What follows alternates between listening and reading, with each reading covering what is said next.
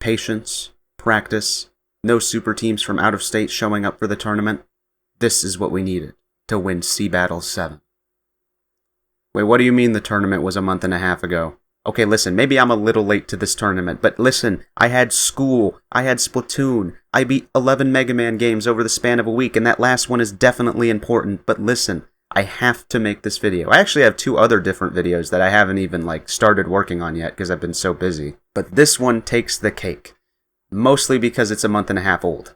To catch you up to speed if you haven't watched any of my other videos, SeaBATTLE is a local Splatoon tournament hosted in Seattle, and I've entered it a total of 4 times, including this one. SeaBATTLE 2 was the first tournament I played in, and honestly it was mostly just an excuse to meet one of my old teammates, 5. Technically only a couple months before this tournament, I said I retired from the game and deleted all my socials, so really I wasn't planning on playing any more tournaments, but LANs are super fun and the chance to meet more IRL Splatoon friends is always fun. So I ended up going, and we actually ended up getting 3rd. SeaBATTLE 4 came around and now things are getting serious. Not really, but we did get one of the players that beat us last time. I actually made a whole video on this tournament if you want to watch, but I'll summarize it here if you don't care. We made it all the way into Grands where we got beat by the team that on paper was pretty much expected to win the entire tournament by a landslide. However, there actually was another SeaBATTLE event I played after, SeaBATTLE 6, where I didn't actually make a video on it because pretty much the exact same thing happened. The only difference between the SeaBATTLE 6 team and the SeaBATTLE 4 team is that instead of Manaphy, we had Osa. We made it to Grands, got beat by the number 1 seed, there really wasn't much else to say about it. There's only so many times I can say a LAN is fun and it sucked to get 2nd, but it was still fun nonetheless before it's kind of just repetitive. Now if you've been paying attention, you might have noticed that all 3 of these tournaments have something in common with each other. They all end in even numbers. Now this isn't some conspiracy or anything, the reason that all of the tournaments I've played in end in even numbers is just simply because my teammate that I mentioned earlier, 5, wasn't able to play on the odd number ones. And I didn't really have too many other people to play with or ask, and it's also kind of a really long drive to the tournament from where I live, so making the 4-hour drive over wasn't exactly a top priority or anything. When SeaBATTLE 7 got announced, everyone in the SeaBATTLE 6 group chat got together and shared if they'd be available to play the next one. And unsurprisingly, 5 wasn't able to play this one either. However, during this conversation, Kalana and Osa actually invited me to join their SeaBATTLE 7 team, so for the first time I'd be playing an odd-numbered SeaBATTLE tournament. Our team was Osa, Kalana, me, and Mike, who plays Dynamo. Other than that, the comp was pretty much the exact same as the previous ones. And now you're pretty much up to speed on everything that's happened so far since SeaBATTLE 4. So, how did we practice for this major tournament? Well, we didn't. The entirety of October, the month before the tournament, it was on November 1st by the way, we played 1 time. 2 days before. To be fair, we were all kind of familiar with how we played. Only me and Mike were the only 2 people that hadn't played with each other before. But yeah, we didn't practice for this tournament pretty much at all. I remember we tried to set up some practice stuff, but it never ended up happening. If you're wondering what I was doing, I was pretty much playing Hypixel Skyblock like every day at this point since I was really into it. And whenever I wasn't doing that, I was just doing schoolwork. If you actually look at how much I played during the month of October, it pretty much aligns perfectly with how much we practiced. So that's all there really is to say about the tournament prep itself. So I guess now I'll just tell you about how the tournament went. Driving over to the tournament itself was probably one of the scarier parts of the tournament. There was a massive storm going on and it kinda made driving a mess. I guess the tagline Drizzle City wasn't for nothing. It was raining pretty much everywhere around the area. When I actually got to the tournament, it was pretty much immediately time to play matches. The way SeaBATTLE works is there's groups into either Top Cut or Silver Bracket. There's 9 teams in this tournament, which makes 3 groups of 3. If you finish first in your group, you get to Top Cut immediately. If you finish last, you get put in Silver Bracket, and if you finish in the middle, you play Redemption, where the winner of Redemption Bracket will be the 4th and final team in Top Cut. Should also be worth noting, once you're in Top Cut, it's single elimination, so only 1 loss will kick you out of the tournament from there. Now, another thing to mention about SeaBATTLE is that there's 2 different pools, basically deciding when you play your first couple matches. There's a 12 AM pool, where the majority of people play, and a 2 PM pool for the rest. Now, I'll say this right now, from a strictly competitive point of view, the second 2 PM pool is definitely the better of the 2. And I'll get into why that is later, but we got the 12 AM pool, so we're playing first. And actually, we're the first team that's even playing on stream. Now, before I get into the matches, there is one last thing that is different from this than all of the other SeaBATTLes. In all the SeaBATTLes I played to this point, my team was never the number 1 seed. There was always some pickup of high-level players or high XP players that was always number 1 and expected to pretty much win the tournament by default. This time though, we are the number 1 seed, so we're kind of expected to win. Listen, being the number 1 seed did not make me any less nervous. All of my other teammates at this point had already won a SeaBATTLE. In fact, the 3 people I'm playing with actually beat my team in SeaBATTLE 2 and went on to win that tournament. But I'd never won one before, and the only thing worse than losing and getting second place would be losing and getting second place in a tournament that you were expected to win. And listen man, would it be lame for the number 1 seed to win the tournament? Yeah, probably, but I just need 1 gold medal, okay? Just 1. Okay, look at all of these. I have a million of these things. I just want 1 gold one. Anyways, because we're the number 1 seed, that kind of makes the first couple groups matches not really that important. I mean, they are important. You do need to win to get to Top Cut, obviously. We swept both teams in our groups pretty easily, so instead of talking about those matches, I'm going to tell you the LAN experience, if you've never been to one before. Alright, so when you first get to your setup, you plug everything in, look up how to activate LAN mode, because you probably forgot at this point, and then you plug in your headphones, and someone's headset's not working, so they have to try and fix that. Then someone's switch just isn't able to get into LAN mode for some reason. Usually there's about 10 minutes of troubleshooting before the first set actually happens, but don't worry, because someone on the other team is probably experiencing literally the exact same issue as you. I don't think I've ever seen a single LAN where this doesn't happen, so if you ever show up to a LAN and you're new and this happens to you, just know it's pretty normal. Anyways, after winning both groups matches, we were now in Top Cut as the number 1 seed. And this is where I'm going to talk about the difference between the 12 AM pool and the 2 PM pool. You know, I've been watching a lot of football recently, and there's a term in football known as icing the kicker. Essentially, when a kicker's about to kick a field goal, usually one that's pretty important, the other team calls a timeout to mess with his rhythm and try and get him out of the zone. Hence the icing part. Now, the reason I mention any of this is because getting the 12 PM pool at SeaBATTLE is kind of the equivalent of being iced in football. No one calls a timeout on you or anything, but you have to wait a long time before you play any more matches. You have to first wait for the 2 PM group matches to happen, and then you have to wait for Redemption and Silver Bracket. I took this photo of Kalana's water bottle at 1:49 PM after our matches were done, and I took this photo of our first match of Top Cut at 5:58. That's about 4 hours. So what did we do to fill this time? Well, kind of just random things. Talking to people, talking with your friends, watching whatever's happening on the stream set. Mike actually brought us all gifts, and one of them was these cats that were like different collectibles, I guess. Anyways, I got one that was a squid, and I'm pretty sure either Osa or Kalana got one that was a melon, so we attributed both of those to being Splatoon. There was also a friendly setup that you could play at, and we played for about an hour, and it was pretty fun to be honest. Oh yeah, also at 5 PM, Game 7 of the World Series came on, so at least there was that to watch for the final hour before the sets actually started happening again. But yeah, if you get the 2 PM pool, you don't really wait as long, so you kind of stay in the zone longer, I feel like. Anyways, now we're in Top Cut. Since we're the number 1 seed, we're playing the team that made it out of Redemption, which is actually the team we played earlier in the tournament. We're playing much better now though, which I think is just kind of something that happens on LAN. I feel like the longer you play on LAN, the better you get, at least in my experience. In the first 2 games of the set, we kind of got knocked around early. I think part of it was definitely playing for the first time again, and the other part is just me not really expecting leader and dying to it a lot. But we were able to turn it around pretty quickly, and took the first 2 games pretty convincingly after that. In the third game, we were cruising pretty much the entire time until the very end, where they almost got a clutch win against us in overtime. But unfortunately for them, they fell a single clam short, which ended up giving us the set win and going on to Grand Finals.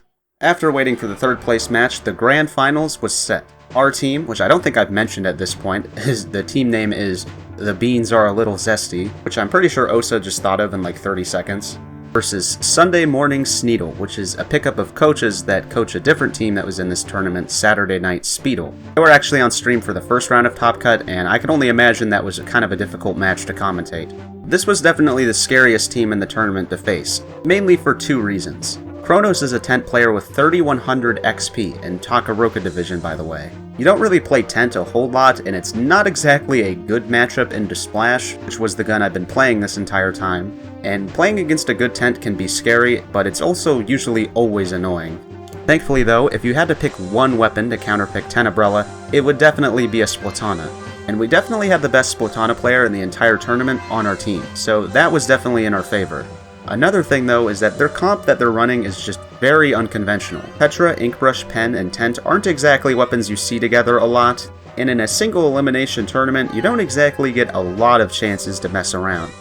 Rand's is a best of 7. They always flip-flop from making it best of 5 or best of 7, but this time it was best of 7, which is kinda nice since you get as many mistakes as possible to figure stuff out. First match was Splat Zones on Mako Mart, which is pretty common competitive map.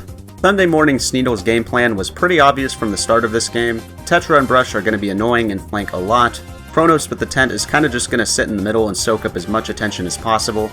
And Pen's going to do Pen things. I don't think Bran actually plays Pen, so I'm not exactly sure what the story behind this pick was. We actually fall behind pretty early in this game, and it's not really looking good for a while. Thankfully, with a little bit of distraction help from my teammates, I was able to find 2 picks, and we ended up flipping the zone. From here, we basically just start a really long zones hold, which actually looks like it's about to be cut short about 20 points before the lead. And this is where probably my best play of the entire tournament happens. And the stream actually caught most of it, so I'm just going to show you.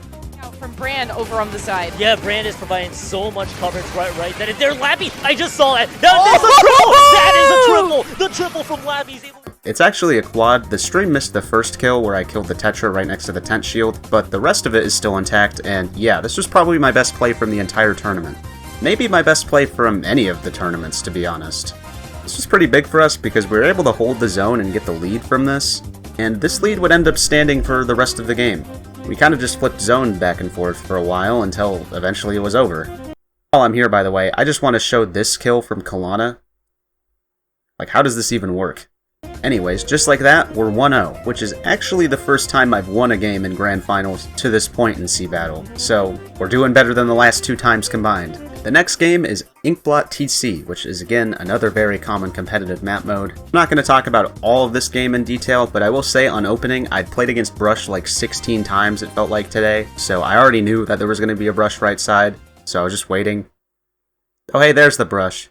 Anyways, a couple minutes in, we have a push that gets all the way to 50 that kind of looks like it's about to die like all the other ones we'd had to 50 at this point. But then Osa gets 2 kills in their spawn and does a very annoying ink brush impression and just kind of sticks around in their spawn for a while. This plus Kalana's zip allows us to get the tower all the way to 26, which is where we hold it for the rest of the game. Eventually we get to pretty much the end of the game, and if they ever lose tower at this point, we're going to win. So our game plan is pretty simple. We're going to strike tower, and then Kalana's going to zip to it and just instantly end the game. And that's pretty much exactly what happens. It's not as smooth as I described it, but it still works. Up 2-0, the next map mode is Clams Umami, and I'm going to be completely honest, I don't remember a single thing that happened in this game. In this game, Osa actually switched off Bucket for Splatana Wiper, which was something we were talking about maybe doing before the set. And if you think one Splatana is good at countering Tenebrella, having 2 Splatanas, one of them having Ultra Stamp is, yeah, no, it's a bit much. So our comp turned into a Tenebrella bullying session, but does it still work? And the answer is yes. We were pretty much in control of this entire game until the very end where they got a push on us where they almost took the lead. A little too close for comfort, to be honest. But we followed it up by pushing their basket immediately after and getting the KO. Which means now we are 1 win away from winning the entire tournament. The final map is Humpback Rainmaker, which is honestly probably my least favorite map that was in this tournament. I think I forgot to mention this earlier, but the other team stopped playing Pen a while ago, and now they have the Inkback Tenebrella out, which is kind of scary, but our plan doesn't really change that much. First 3 minutes of this game are completely in our control. We pretty much run the Rainmaker like over and over and over and over and over again. Some of these pushes definitely could have been executed better, but we pretty much had the Rainmaker in our possession the entire time. I don't think they even had a chance to pick it up until like the last minute of the game. With only a minute to go, we finally get a push that goes all the way to 1 point. And this is the part where I finally felt a little bit more relaxed, because at this point it was going to take a massive choke in order for us to lose this. It's still definitely possible. Inkback can do some crazy things on this mode, so it wasn't over until it's over. But the ending of this game is probably the most anticlimactic thing ever. It's pretty much just an entire minute of us fighting in the same spot. No one ever flanked us, which I was kind of surprised about, since in a comp like this I'd expect at least one person to flank from the back. But since they were all pushing from the same place, it was kind of this never-ending stall battle. Eventually though, we pick off the Rainmaker and get a couple other picks as well, and with this many people down, there just simply isn't enough time to repop it and take it back, and we sweep Grand Finals 4-0 to win SeaBATTLE 7.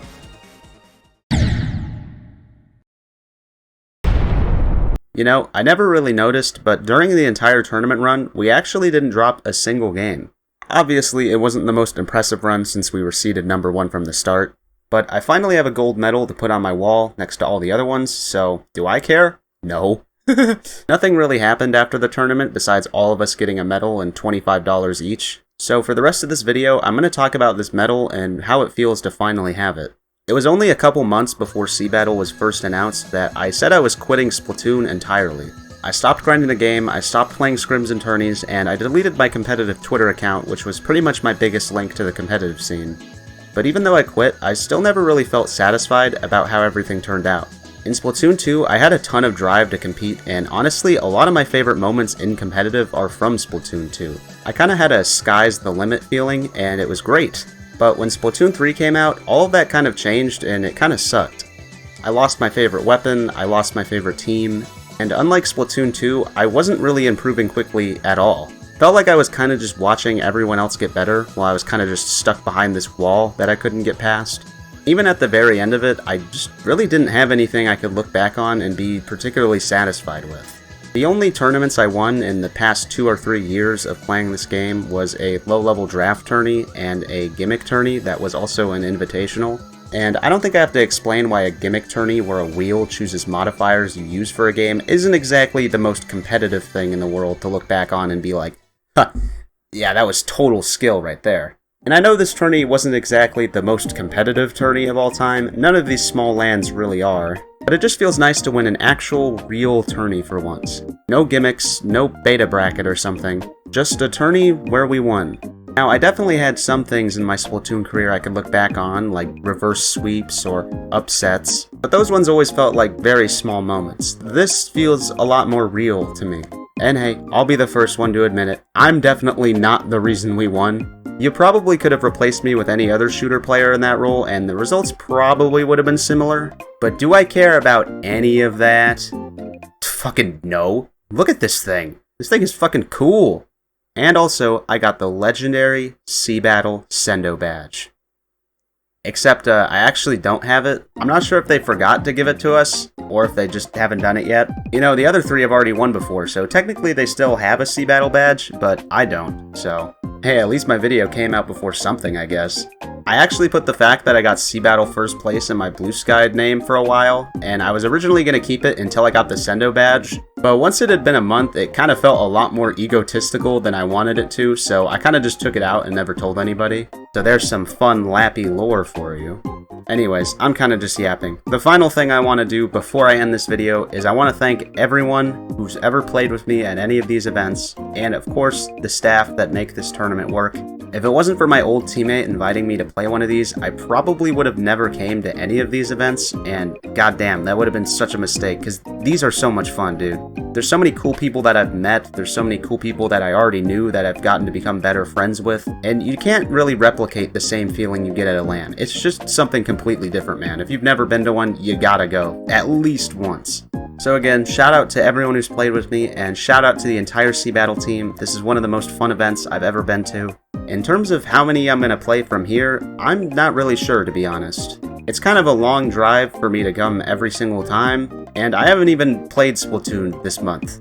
Partly because I spent a whole week beating like 11 different Mega Man games, but still.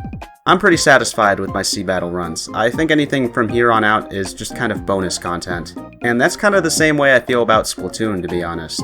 I could lose every single tournament I play from now on. Hell, I could never play again, and I think I'd still be pretty satisfied with what happened.